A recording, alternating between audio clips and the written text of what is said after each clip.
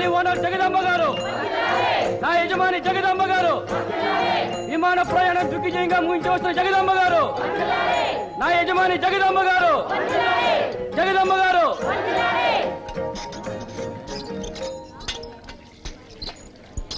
ఆవిడ గారు ఏమన్నా అమెరికా వెళ్ళొస్తోందా లేక లండన్ వెళ్ళొస్తోందా? మన విజయవాడ నుంచి తిరుపతికి విమానంలో వెళ్ళి మళ్ళీ విమానంలో తిరిగొస్తే ఎక్కడ డబ్బు ఎక్కువ ఖర్చు అవుతుందోనని రైల్లో వచ్చింది. దానికి ఇంత ఆర్భాటమా? కాస్త అనుకుగా మాట్లాడమ్మా. ఆవిడ గారు ఈ కాలనీకే రాణి. రాణి కాదు, రాక్షసి. ఎందుకమ్మా గొడవలు? అద్దెకుండే వాళ్ళంతా ఈ స్వతంత్ర దేశంలో బ్రతుకుతున్న బానిసలే. ఆవిడ గారు ఇదిగో ఇదిగో తెల్లకాకి అంటే అవును అవును, పక్కనే ఒక పిల్లకాకి కూడా ఉందంటే ఏ పీచీలు ఉండవు. మన అద్దెకుండే ఇళ్లకు ఏ ముప్పు రాదు.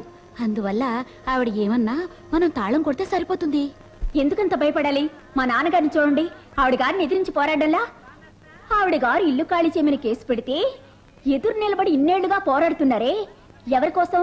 అద్దెకుండే వాళ్ళ హక్కుల కోసం. మావయ్య, పాయసం తీసుకోండి. పాయసమా? ఏమిటమ్మా విశేషం? ఈవేళ నా పెళ్లి రోజు. మీ అబ్బాయి నన్ను పెళ్లి చేసుకున్నారు, కానీ నాతో కాపురం చేయటం లేదు. కాపురం చేసినా చేయకపోయినా పెళ్లి రోజు మాత్రం వచ్చే తీరుతుంది కదా మావయ్య. చూడమ్మా, నా జీవితంలో నాకు తెలిసి నేను చేసిన ఒకే ఒక పెద్ద తప్పు నేను నా కొడుకిచ్చి పెళ్లి చేయడమే. ఆ దురదృష్టకరమైన రోజున తాగాల్సింది పాల పాయసం కాదు, కాకరకాయ పాయసం. ఉందా ఇంట్లో? నానా, వెళ్లే దారిలో ఈ పుస్తకం లైబ్రరీలో ఇచ్చేసేయండి. నిన్ననే కదమ్మా తెచ్చాను, అప్పుడే దీన్ని చదివి పారేసావా?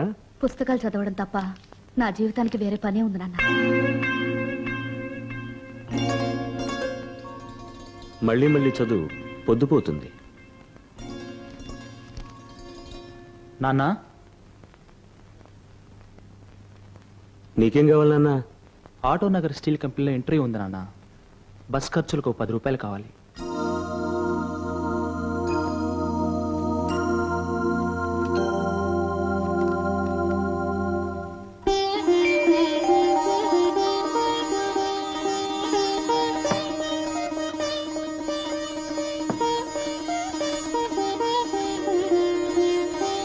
లక్ష్మి, దేవుణ్ణి ఎవరి కోసం ప్రార్థిస్తున్నావు? డ్రామాలు డాన్సులు అంటూ కనపడ్డ ఆడదానితో అల్లా తిరుగుతున్నాడు నీ పెద్ద కొడుకు. కానీ వాడితో ఊహల్లోనే పెళ్లి రోజు చేసుకుంటోంది నీ కోడలు. ఆమె కోసం ప్రార్థిస్తున్నావా? లేక అరచేతులతో పిల్లల్ని ఆడించాల్సిన వయస్సు నీ పెద్ద కూతురు సులోచంది, కానీ ఆ చేతులతో పుస్తకం పట్టుకొని కాలం గడుపుతోంది. ఆమె కోసం ప్రార్థిస్తున్నావా? లేక ఉద్యోగం చేసి బాగా సంపాదించాల్సిన వయసు నీ చిన్ని కొడుకు శంకర్ది, కానీ ఇంకా రోజు ఇంటర్వ్యూలకు వెళ్ళి వెళ్ళి తిరిగి తిరిగి వస్తూనే ఉన్నాడు. వాడి కోసం ప్రార్థిస్తున్నావా? చెప్పు లక్ష్మి, ఎవరి కోసం ప్రార్థిస్తున్నావు? ఇన్ని సమస్యల్ని ఒంటి చేత్తో పోరాడుతున్న మీరు చల్లగా ఉండాలనే నా ప్రార్థనండి. లక్ష్మి, నువ్వు అంత మాట అన్నందుకు ఒకటి నేను ఏడవాలి, అది నాకు రాదు.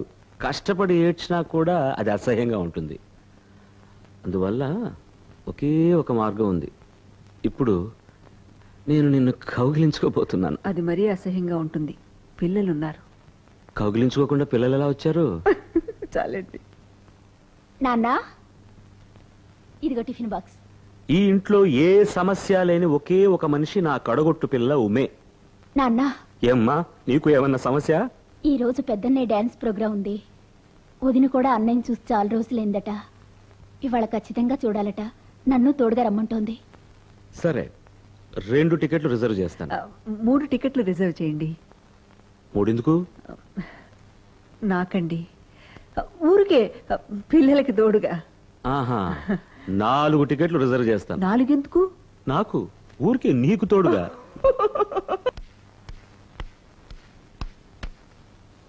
లక్ష్మి, 24 గంటలు తల పగిలేలా ఆలోచించి ఒక పెద్ద నిజాన్ని కనిపెట్టాను.